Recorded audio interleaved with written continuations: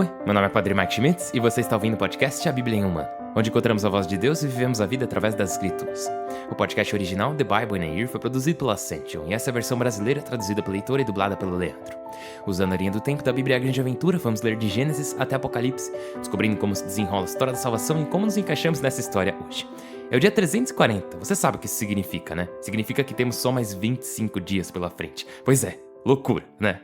Vamos ler Atos dos Apóstolos, capítulo 19, que é sobre Paulo em Éfeso. Vamos começar a segunda carta de São Paulo aos Coríntios, os capítulos 1 e 2. E também vamos ler Provérbios 28, versículos 22 a 24. Como sempre, a Bíblia que eu uso todos os dias é a Bíblia da Grande Aventura, da Ascension em inglês. Você pode acompanhar usando qualquer Bíblia que você preferir. Nós recomendamos a Bíblia do Peregrino. Se você quiser saber quais são os seus próximos capítulos ou marcar o quanto você já leu, é só baixar o plano de leitura de graça no link na descrição do vídeo. E você pode se inscrever no canal e ativar o sininho para ser avisado no momento em que o episódio sai. Como vocês já sabem, é o dia 340, vamos ler Atos, capítulo 19, a segunda carta de São Paulo aos Coríntios, capítulos 1 e 2, e Provérbios 28, versículos 22 a 24. Atos dos Apóstolos, capítulo 19, em Éfeso. Enquanto Apolo estava em Corinto, Paulo viajava pelo interior até chegar a Éfeso. Aí encontrou alguns discípulos e lhes perguntou se haviam recebido o Espírito Santo depois de abraçar a fé. Responderam-lhe: Nem sabíamos que existe Espírito Santo. Perguntou-lhes: Então qual batismo recebestes? Responderam: O batismo de João. Paulo replicou: João pregou um batismo de arrependimento, recomendando ao povo que cresce naquele que viria depois dele, isto é, em Jesus. Ao ouvir isso, batizaram-se invocando o nome do Senhor Jesus. Paulo lhes impôs as mãos e veio sobre eles o Espírito Santo, e começaram a falar em línguas e a profetizar. Eram 12 homens. Depois entrou na sinagoga, onde falou abertamente por 3 meses, discutindo de modo convincente sobre o reinado de Deus. Porém, visto que alguns se endureciam, se negavam a crer e difamavam o caminho diante do povo, Paulo se afastou deles, levou consigo os discípulos e continuou discutindo diariamente na escola de certo Tiranos. Isto durou 2 anos, de modo que todos os habitantes da Ásia, judeus e gregos, ouviram a palavra do Senhor. Os exorcistas. Deus fazia milagres extraordinários por meio de Paulo, a ponto de aplicarem aos doentes panos ou lenços que haviam tocado Paulo, e a enfermidade desaparecia, e os espíritos malignos saíam. Alguns exorcistas judeus itinerantes tentaram invocar sobre os possessos de espíritos malignos o nome de Jesus com a fórmula: Eu vos esconjuro pelo Jesus que Paulo prega. Um sumo sacerdote judeu chamado Seva tinha 7 filhos que faziam isso.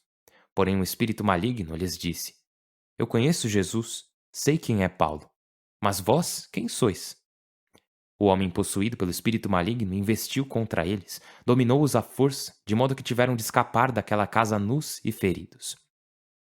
Os habitantes de Éfeso souberam disso, judeus e gregos, e ficaram todos tomados de temor. O nome do Senhor Jesus ganhava prestígio. Muitos que abraçavam a fé vinham para confessar publicamente suas práticas. Não poucos que haviam praticado a magia traziam seus livros e os queimavam na presença de todos. Calculando o preço global, seu valor chegava a ser de 50.000 moedas de prata. Assim, pelo poder do Senhor, a mensagem crescia e se fortalecia. Motim em Éfeso. Terminada toda essa tarefa, Paulo se propôs ir a Jerusalém, passando pela Macedônia e Acaia, pois dizia que depois de estar aí, tinha de visitar Roma. Enviou à Macedônia 2 de seus assistentes, Timóteo e Erasto, e ele permaneceu por algum tempo na Ásia. Nessa ocasião, sobreveio grande crise a respeito do caminho. Um tal Demétrio, ourives, fabricava em prata nichos de Ártemis e proporcionava bons lucros aos artesãos. Reuniu-os com todos os da associação e lhes dirigiu a palavra. Companheiros, sabeis que dessa atividade depende nossa prosperidade. No entanto, estáis vendo e ouvindo que esse Paulo, não somente em Éfeso, mas em toda a Ásia, está ganhando muita gente com sua propaganda, dizendo que não são deuses aqueles que foram fabricados com as mãos. Com isso, corre perigo de descrédito não só a nossa profissão, mas também o templo da grande deusa Ártemis, venerada em toda a Ásia e no mundo inteiro. Vai perder toda a sua grandeza. Ao ouvir isso, enfureceram-se e começaram a gritar: Ártemis de Éfeso é grande. A cidade inteira se agitou e se precipitaram todos juntos para o teatro, arrastando consigo Gaio e Aristarco, macedônios companheiros de Paulo. Paulo tentava ir à assembleia, mas os discípulos não lhe permitiram. Algumas autoridades da Ásia, amigos dele, lhe enviaram um recado aconselhando-o a não ir ao teatro. Entretanto, cada um gritava uma coisa, pois a assembleia estava tumultuada. Muitos que tinham ido nem sequer sabiam a causa. Alguns da multidão persuadiram Alexandre, a quem os judeus haviam colocado à frente. Este, fazendo um gesto com a mão, tentava pronunciar uma defesa diante da assembleia. Mas ao reconhecer que era judeu, um grito unânime se levantou durante 2 horas. Ártemis de Éfeso é grande. O secretário conseguiu acalmar a multidão. Ele lhes falou: Efésios, quem não sabe que Éfeso guarda o templo da grande Ártemis e sua imagem caída do céu? Como isso é indiscutível, o importante é que mantenhais a calma e nada façais precipitados. Trouxestes esses homens que nem são sacrílegos, nem enfrentaram nossa deusa. Se Demétrio e seus artesãos têm algo contra alguém, aí estão os juízes e prefeitos, que resolvam seu pleito. Se se tratar de assunto mais grave, a Assembleia Legal poderá resolvê-lo. Corremos perigo de ser acusados pelo tumulto de hoje e, como não há justificativa, não poderemos explicar a causa do motim. Com essas palavras, dissolveu a Assembleia. A segunda carta de São Paulo aos Coríntios, capítulo 1. De Paulo, apóstolo de Cristo Jesus, por vontade de Deus, e do irmão Timóteo, à Igreja de Deus em Corinto e a todos os consagrados de toda a província de Acaia. Graça e paz da parte de Deus nosso Pai e do Senhor Jesus Cristo. Consolo na tribulação. Bendito seja Deus, Pai de nosso Senhor Jesus Cristo, Pai compassivo e Deus de todo consolo, que nos consola em qualquer tribulação, para que nós, por força do consolo que recebemos de Deus, possamos consolar os que sofrem qualquer tribulação. Pois como abundantes são nossos sofrimentos por Cristo, assim por Cristo é abundante nosso consolo. Pois se sofremos tribulações, é para vosso consolo e salvação. Se recebemos consolos, é para vosso consolo, que vos dá forças para suportar o que nós suportamos. Nossa esperança em relação a vós é firme, pois sabemos que da mesma forma que partilhais nossos sofrimentos, também partilhareis nosso consolo. Não gostaria, irmãos, que ignorasseis o que tivemos de aguentar na província da Ásia. Algo que nos abateu tão acima de nossas forças que não esperávamos sair com vida. Dentro de nós trazíamos a sentença de morte, para que não confiássemos em nós, mas em Deus que ressuscita os mortos. Ele nos livrou de tão grave perigo de morte e continuará nos libertando. Estou seguro de que nos livrará de novo, se colaborais rezando por nós. Assim, sendo muitos os que me alcançam esse favor, serão muitos os que o agradecerão. Mudança de planos. Nosso orgulho consiste no testemunho da consciência, ou seja, que pela graça de Deus e não por prudência humana, me comportei com todos e em particular convosco com a simplicidade e sinceridade que Deus pede. Não vos escrevi outra coisa a não ser o que ledes e compreendeis. E como em parte o compreendestes, espero que o compreendais inteiramente. Que no dia de nosso Senhor seremos vosso orgulho, assim como vós o nosso. Com essa confiança, eu me propus ir primeiramente visitar-vos como novo obséquio, seguir depois para a Macedônia e daí retornar a vós, para que preparasseis minha viagem à Judéia. Seria tal propósito um ato de leviandade? Decidiu-o por motivos humanos, vacilando entre o sim e o não? Deus me é testemunha de que quando me dirijo a vós, não confundo o sim e o não. Pois o Filho de Deus, Cristo Jesus, aquele que nós, com Silvano e Timóteo, vos pregamos, não foi um sim e um não, já que nele se cumpriu o sim. Porque todas as promessas de Deus nele cumpriram o sim, e dessa forma nós por ele respondemos amém, para a glória de Deus. É Deus quem nos mantém, a nós e a vós fiéis a Cristo. Ungiu-nos, selou-nos e pôs em nosso coração o Espírito como penhor. Motivos da mudança de planos. Juro por minha vida e tomo Deus por testemunha que se não fui a Corinto, foi em consideração a vós. Não somos donos de vossa fé, mas cooperadores de vossa alegria. já que vos mantendes firmes na fé. Capítulo 2. Decidi por conta própria não visitar-vos para não vos afligir. Pois se vos aflijo, como posso esperar que me alegre aquele que afligi? Eu vos escrevi aquilo para que ao chegar não me afligissem os que deveriam alegrar-me, persuadido como estava de que minha alegria era também a vossa. Com grande abatimento e ansiedade vos escrevi, derramando lágrimas, não para vos afligir, mas para que conhecesseis o grande amor que vos tenho. Perdão para o ofensor. Se alguém me causou sofrimento, não foi só para mim, mas em parte, não exagerando, para todos vós. É suficiente o castigo que a maioria lhe impôs. Agora, ao contrário, deve-se perdoá-lo e animá-lo, para que não aconteça que a pena excessiva acabe com ele. Por isso vos exorto a garantir-lhe vosso amor. Ao vos escrever, queria pôr-vos à prova para ver se obedecíeis em tudo. A quem perdoais, eu também perdoo. Pois meu perdão, se tive algo a perdoar, foi por vós e em atenção a Cristo, para não dar ocasião a Satanás, cuja astúcia não desconhecemos. Ao chegar a Troade, para anunciar a boa notícia de Cristo, pois o Senhor me abria as portas, eu não encontrando aí Tito, meu irmão, não tive sossego.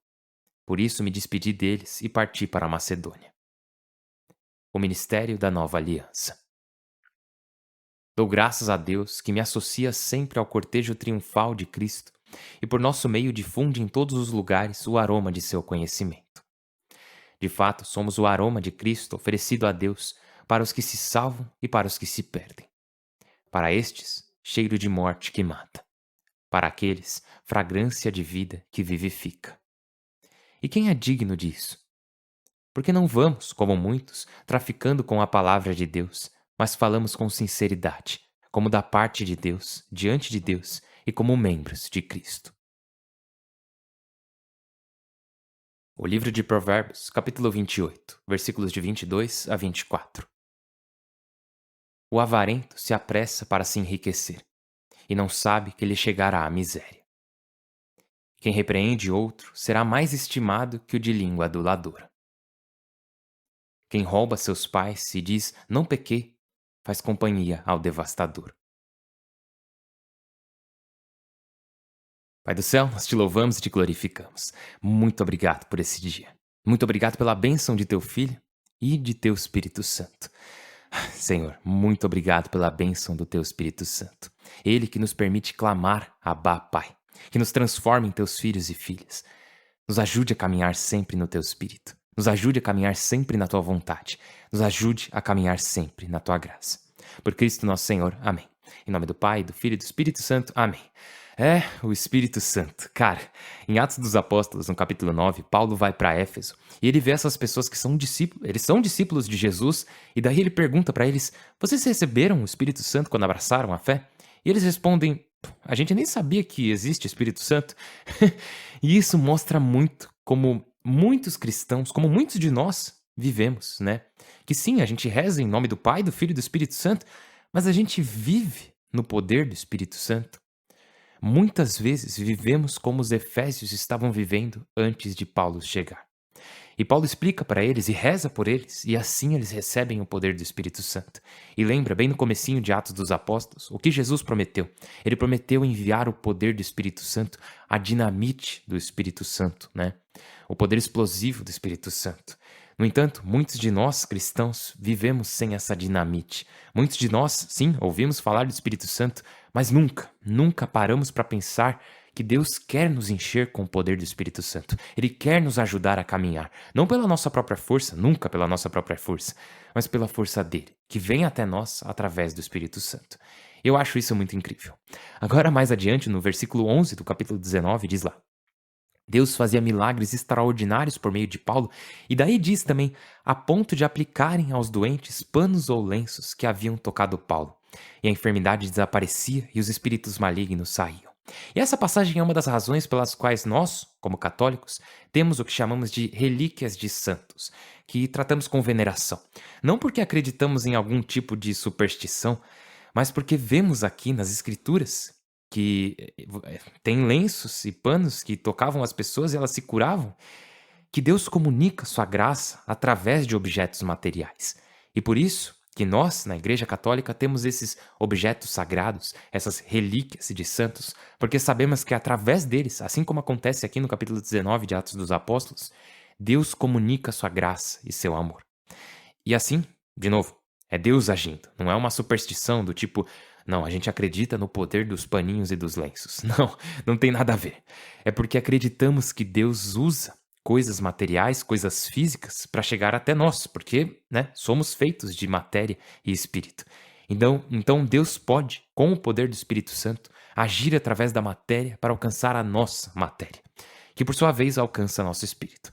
Nossa, espero que eu não tenha complicado mais ainda. Espero que tenha feito sentido. Agora, eu amo essa história dos filhos de Seva que tentaram expulsar um demônio dizendo: "Eu vos esconjuro pelo Jesus que Paulo prega." E o espírito maligno vai e responde: "Eu conheço Jesus, eu sei quem é Paulo, mas quem são vocês?" Daí ele pula e desce a mão neles. Diz lá: "O homem possuído pelo espírito maligno investiu contra eles, dominou-os à força, de modo que tiveram de escapar daquela casa nus e feridos."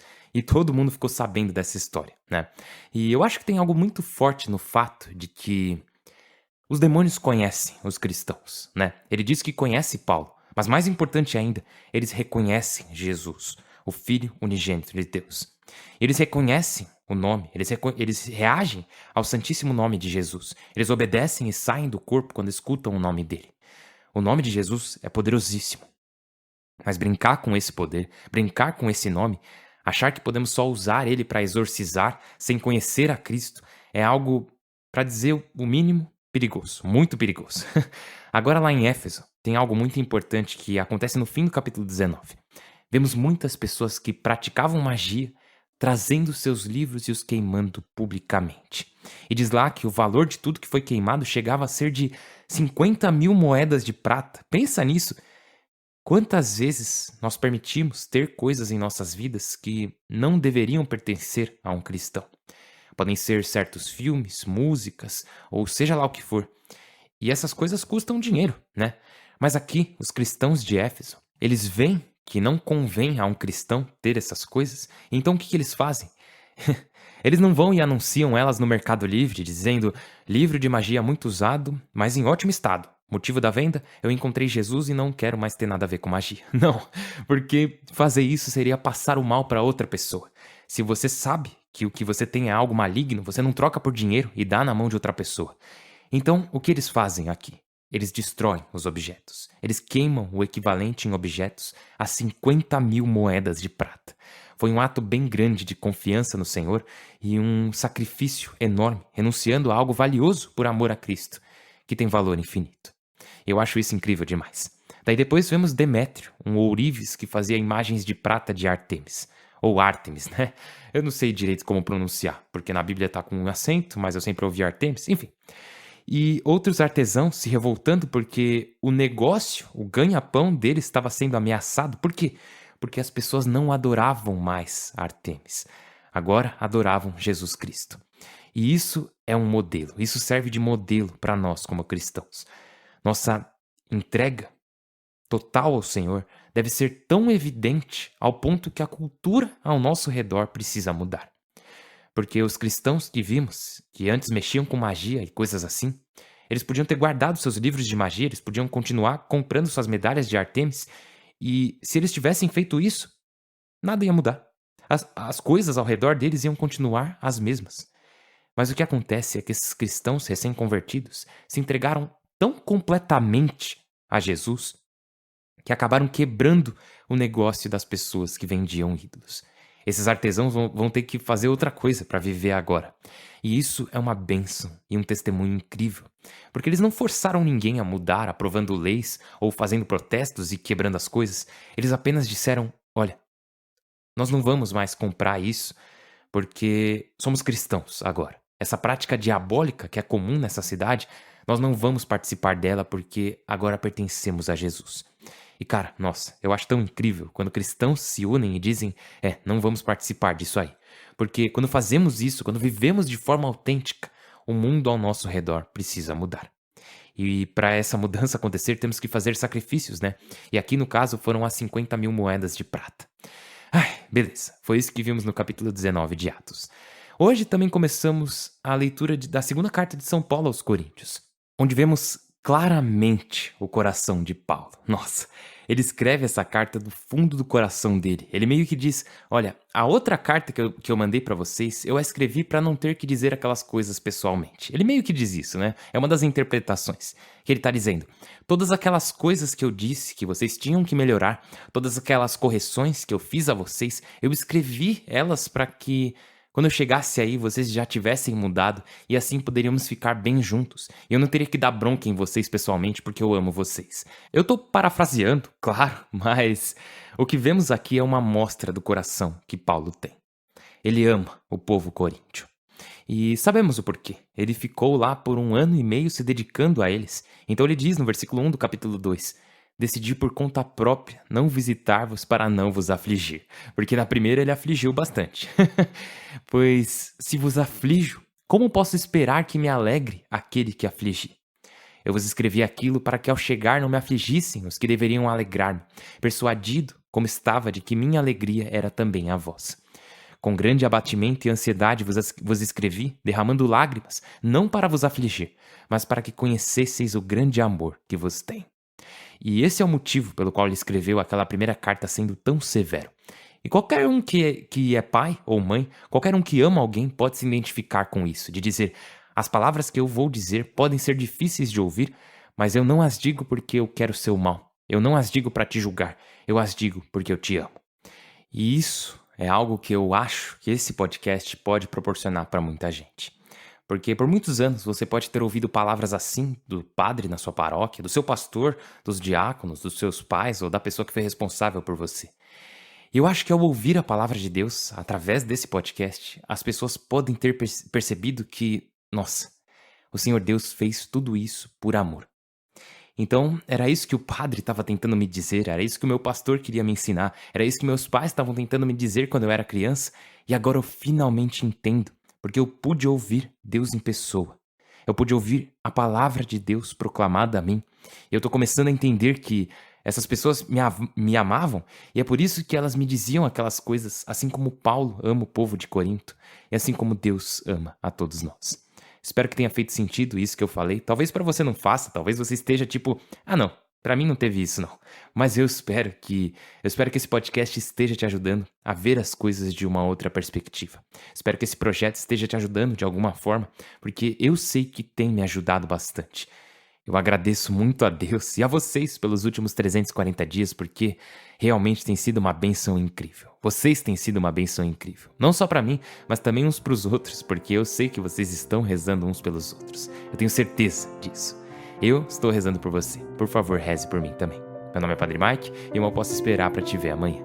Deus abençoe.